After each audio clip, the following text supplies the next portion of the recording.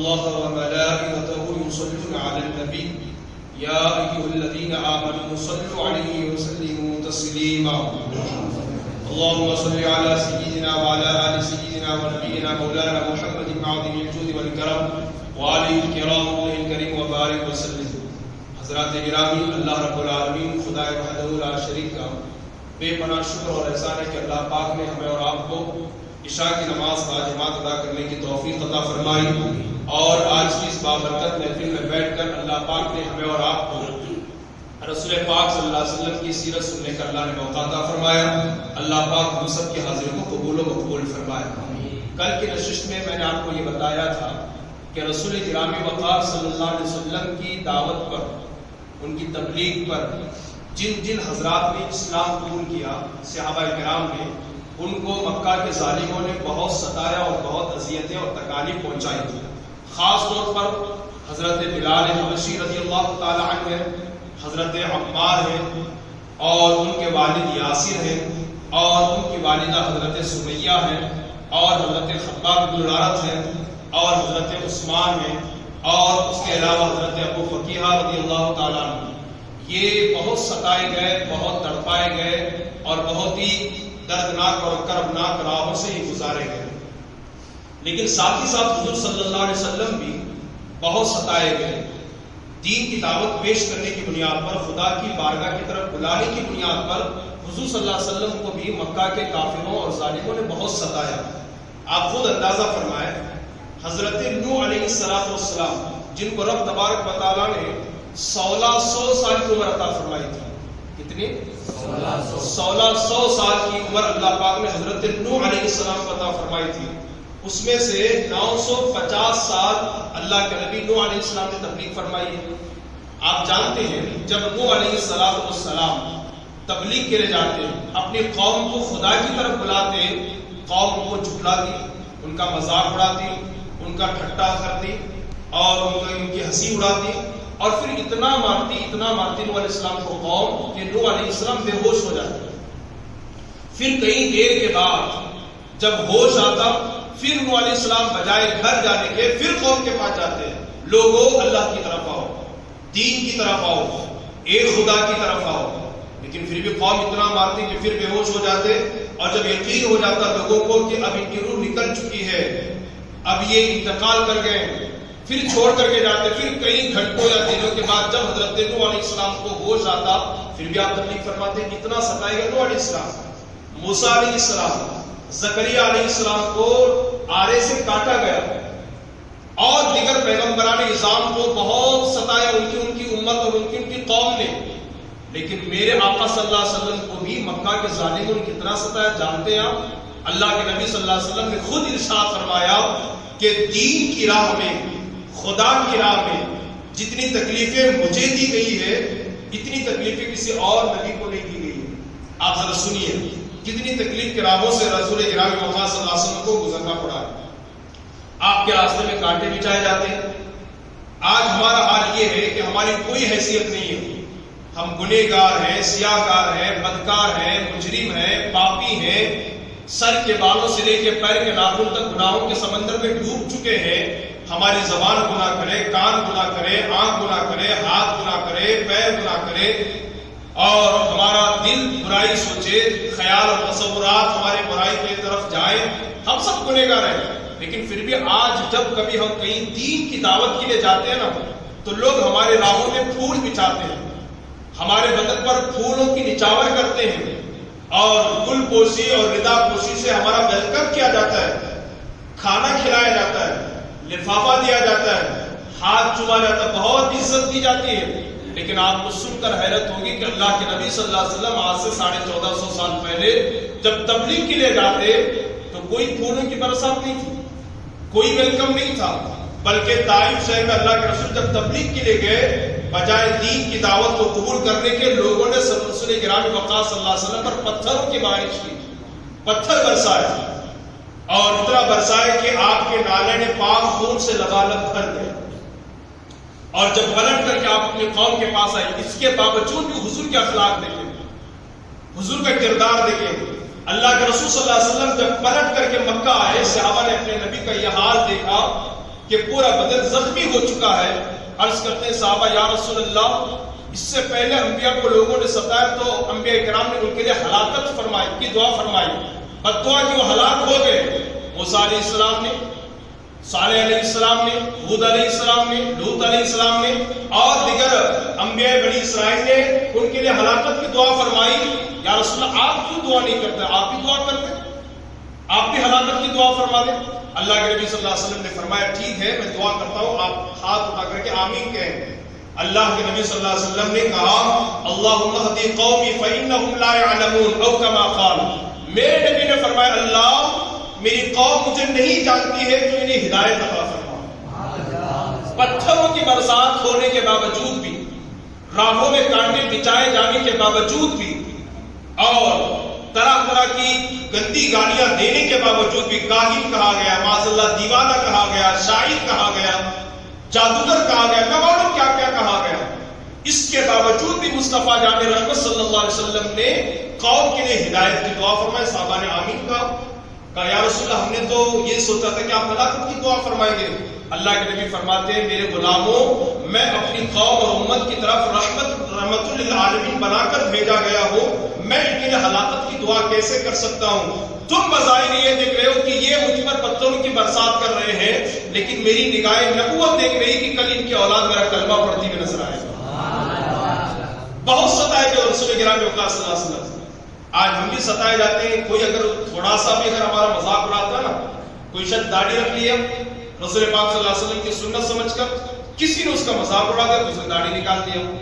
کوئی صاحب نئے نئے سے نماز کو آ گئے, 4 دن ہوا نماز پڑھنے لگے, ساتھیوں نے ان کا مذاق اڑایا, لگتا ہے تو اب تو یہ ولی بن جائے گا, بڑا نیکوکار عابد اور زاہد بن جائے گا.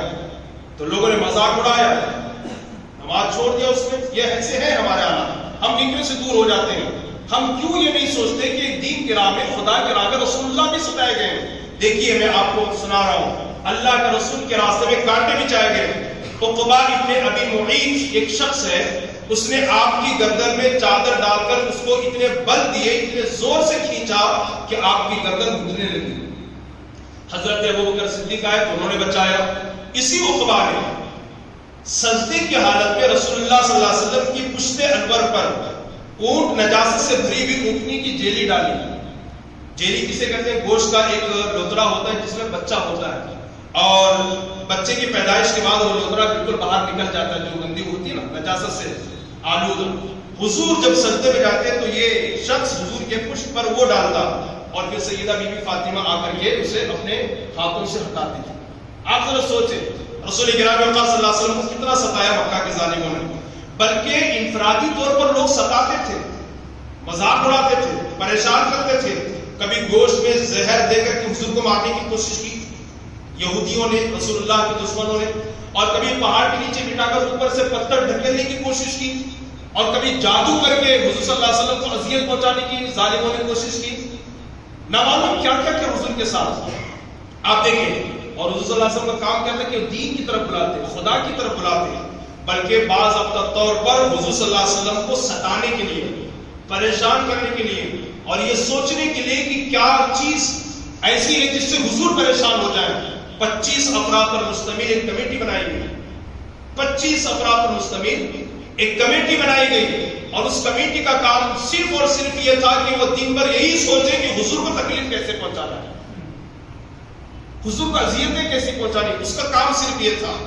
وہی دیکھیے یہاں پر لکھا ہوا ہے ابو لہب کی قیادت میں. ابو لہب کون ہے؟ حضور کا چچا ہے. اس کی قیادت میں ایک 25 رکنی کمیٹی بنائی گئی جس میں آپ کو اور آپ کے اصحاب کو تکالیف دینے کے لیے نئے نئے طریقے معلوم کیے جاتے ہیں. ایک مرتبہ سارے کفار جمع ہوئے اور کہنے لگے اب حج کے ایام بالکل قریب آ رہے ہیں, اور حج کرنے کے لیے یمن سے, شام سے, عراق سے اور دیگر ممالک سے لوگ آتے ہیں, اور جب لوگ آئیں گے تو محمد صلی اللہ علیہ وسلم سب کو جمع کریں گے, اور جمع کر کے تبلیغ کریں گے, انہیں دین کی طرف بلائیں گے. اور ظاہر سی بات ہے جب وہ بولتے ہیں نا, ان کی بولی سن کر کے لوگ یہ ہو جاتے ہیں. تو کچھ ایسا سوچو کہ لوگ جب آئے نا حج کرنے کے لیے, چاہے شام سے, عراق سے, یمن سے, کہیں سے بھی آئے, کچھ ایسی باتیں پھیلا دو کہ لوگ محمد کی باتوں کو بالکل نہ سنیں, توجہ نہ دیں.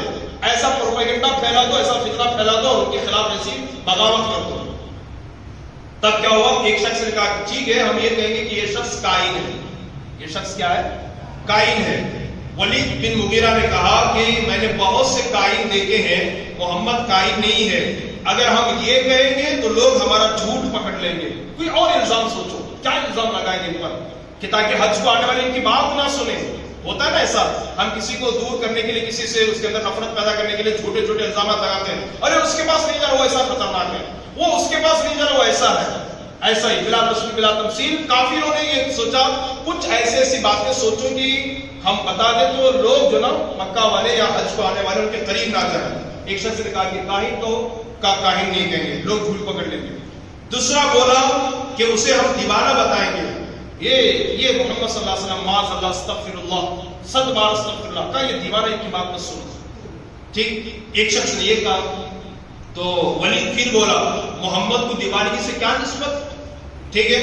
ایک اور بولا اسے شاعر کہیں گے. ولید بولا ہم جانتے ہیں کہ شعر کیا ہوتا ہے، محمد کے کلام کو شعر سے کوئی نسبت نہیں ہے. ایک اور بولا کہ ہم کہیں گے کہ وہ جادوگر ہے، اس سے قریب مت ہو. وہ ایسا جادوگر ہے کہ جو اسے دیکھتا ہے وہ اس کا ہو جاتا ہے، جو اس کی سنتا ہے وہ اس کا ہو جاتا ہے، جو اس کے پاس بیٹھتا ہے وہ اس کا ہو جاتا ہے. ہم جادوگر بتائیں گے لوگوں کو جادوگر، اس سے بچ کر کے رہنا. تو پھر ولید بولا محمد جس طہارت اور نفاست سے رہتا ہے، جس پاکی کے ساتھ رہتا ہے، وہ جادوگروں میں کہا. میں نے بہت سارے جادوگروں کو دیکھا ہے کہ ان کی صورت منحوس ہوتی ہے اور عادتیں خبیث ہوتی ہے. کچھ اور سوچو، محمد صلی اللہ علیہ وسلم کی ذات ایسی صاف اور ستھری تھی کہ داغ لگانے والوں کو بھی کوئی موقع نہیں ملا کہ ہم کیا الزام لگائیں. بس سب اس بات پر جمع ہوئے. زیادہ سے زیادہ یہ بول سکتے ہیں کہ محمد اس شخص کا نام ہے کہ جس کے کلام کو سننے سے بھائی بھائی کے درمیان، میاں بیوی کے درمیان دوریاں پڑ جاتی ہیں. اس لیے حج کو آنے والوں محمد کا کلام نہ سننا، محمد کی بات نہ سننا. اس لیے کہ اگر اس کی تقریر سنو گے، اس کا بیان سنو گے، اس کا کلام سنو گے تو میاں بیوی کے درمیان نفرتیں پیدا ہو جائیں گی. معاذ اللہ، بھائی بھائی کے درمیان جدائی ہو جائے گی، دوریاں پڑ جائیں گی، نفرتیں پڑ جائیں گی. بس یہی کہہ سکتے ہیں. آپ ذرا سوچیے اور اندازہ لگائیے حضور صلی اللہ علیہ وسلم کو کن لوگوں نے کس طرح ستایا، پریشان کیا ہے دین کی راہ میں. حالانکہ نبی پاک صلی اللہ علیہ وسلم ان کا بھلا چاہتے ہیں، انہیں جنت کا مسافر بنانا چاہتے ہیں، انہیں خدا کی بارگاہ سے قریب کرنا چاہتے ہیں، خدا کی طرف بلا رہے تھے. لیکن معاذ اللہ استغفر اللہ انہیں بہت ستایا گیا. یہاں سے ہمیں سبق یہ ملا کہ دین کی راہ میں، خدا کی راہ میں اگر ہم بھی ستائے جائیں، پریشان کیے جائیں، اسے آپ وزن نہ سمجھیں، اس کو آپ بھاری نہ سمجھیں. یہ سوچیں کہ جب رسول اللہ صلی اللہ علیہ وسلم ستائے گئے تو ہماری اور آپ کی کیا حیثیت ہے، قدر کی کیا حیثیت ہے، ہمارا کون سا مقام اور مرتبہ ہے. اس لیے دین کی راہ میں لوگ آپ کو دیوانہ بولے، آپ کو جادوگر بولے، آپ کو کاہن بولے، آپ کو شاعر بولے، آپ کو نہ معلوم کن چیزوں سے یاد کریں، بس اس کان سے سنیں اور اس کان سے چھوڑ دیں. اور ہوتا ایسا ہے کہ جب کوئی آپ اچھا کام کریں گے تو تعریف کرنے والے کم، برائی کرنے والے آپ کو زیادہ ملیں گے، زیادہ ملیں گے. رسول گرامی وقار صلی اللہ علیہ وسلم کو، ان کے صحابہ کو، اولیاء کو، ان کے عاشقوں کو لوگوں نے نہیں چھوڑا. میں اگر آپ کو صحابہ کی اور تاریخ بتاؤں، اولیاء کی اور تاریخ بتاؤں، عاشقوں کی اور تاریخ بتاؤں کہ کتنا وہ تڑپائے گئے، کتنا ستائے گئے. حق بات کہنے کی بنیاد پر علامہ فضل خیر آبادی کو سولی پر چڑھایا گیا. حق بات کہنے کی بنیاد پر اللہ اکبر جنگ آزادی کے موقع پر وہ باضابطہ طور پر گرم مستری جو ہے نا وہ جلائی گئی اللہ والوں پر، اور قید و بند کی تکالیف سے انہیں گزرنا پڑا. جیل کے سلاخوں کے پیچھے انہیں جانا پڑا، کئی مہینوں تک انہیں وہاں رہنا پڑا. تو ستائے جاتے ہیں دین کی راہ میں، خدا کی راہ میں ستائے جاتے ہیں. بڑے لوگ ستائے گئے ہیں تو ہم بھی ستائے جائیں گے. ہم کو بھی برا لوگ بولیں گے تو ہم کو چاہیے کہ ہم ان باتوں کا کبھی بھی جو نا وہ برا نہ لیں، اور نہ ہی جو نا وہ دل چھوٹا کریں یا تنگ نظری کے شکار ہو جائے. دیکھو میں اتنا کام کرتا ہوں پھر بھی لوگ مجھے برا کہتے ہیں، دیکھو میں اتنا سب کچھ کام کرتا ہوں لوگ پھر بھی مجھے جو نا برائی سے یاد کرتے ہیں. یہ تنگ نظری ہے. پھر کیا ہوتا ہے کہ چھوڑ دو، کام چھوڑ دو. جب کر رہا ہوں پھر بھی لوگ بول رہے ہیں، حالانکہ بولتے ہیں نا، یہ ہوتا ہے ایسا. تو لیکن ہمیں اس سے سبق لینا چاہیے کہ ہمیں جو ہے نا وہ احساس کمتری کا شکار نہیں ہونی چاہیے، دین کا کام کرتے رہنا چاہیے. آپ جانتے ہیں حضور حافظ ملت رضی اللہ تعالیٰ جو الحمدللہ بہت بڑے عالم اور ولی کامل گزرے ہیں، جب وہ بھی دین کے کام کرتے تھے، دین کا کام کرتے تو لوگ ان کی بھی مخالفت کرتے تھے، اور آپ اپنے طلباء سے صرف یہی کہتے تھے کہ زمین کے اوپر کام، زمین کے نیچے آرام، زمین کے اوپر کام، زمین کے نیچے آرام، اور پھر کہتے تھے ہر مخالفت کا جواب صرف کام ہے۔ جو بھی آپ کی مخالفت کرے، جو بھی آپ کے خلاف جائے، آپ اس کی مخالفت نہ کریں، آپ صرف کام کریں، آپ کا کام ان کو جواب دے گا، آپ کا کام ان کو بتائے گا۔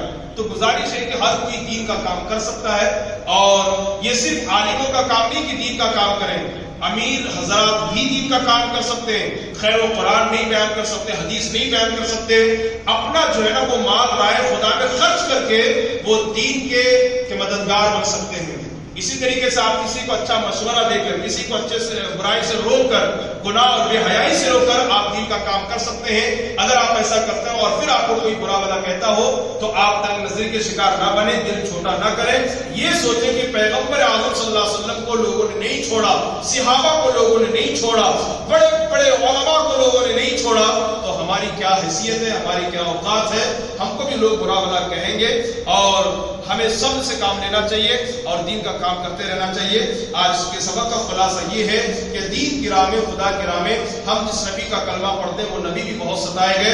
اللہ پاک ہمیں بھی صبر اور استقامت کا مظاہرہ کرنے کی توفیق عطا فرمائے، اور تکلیفیں آنے پر اللہ پاک ہمیں اور آپ کو صبر سے کام لینے کی اللہ توفیق عطا فرمائے۔ اللہ تبارک و تعالی ہم سب کو دین سننے، سیکھنے، اس پر عمل کرنے کی توفیق عطا فرمائے۔ وما علینا الا البلاغ۔ السلام علیکم۔